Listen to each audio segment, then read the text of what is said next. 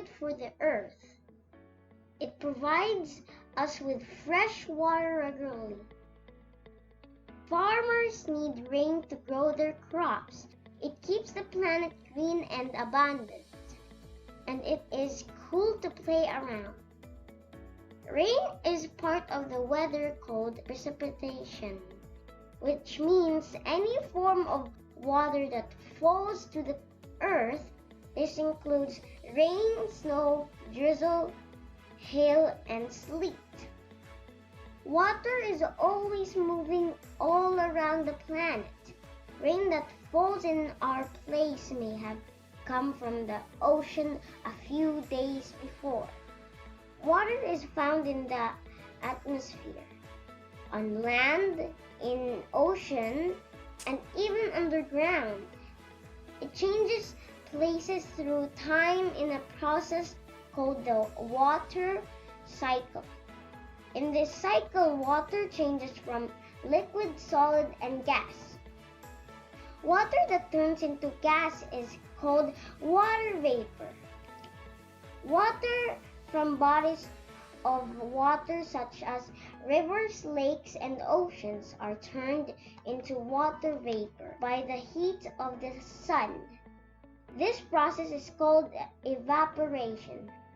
Water vapor can also come from snow and ice too. This is called sublimation.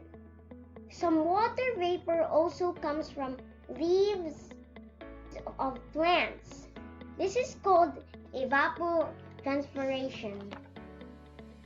When water vapor rises in the atmosphere, it cools down and forms tiny water droplets through something called condensation. These tiny droplets eventually become clouds. When several clouds combine together, they grow bigger and are too heavy to stay up. This is when they will fall to the ground as rain or maybe snow or hail due to the force of gravity. Once the rain has fallen, a lot of it goes into oceans, rivers, lakes, and streams that will all eventually lead to our oceans.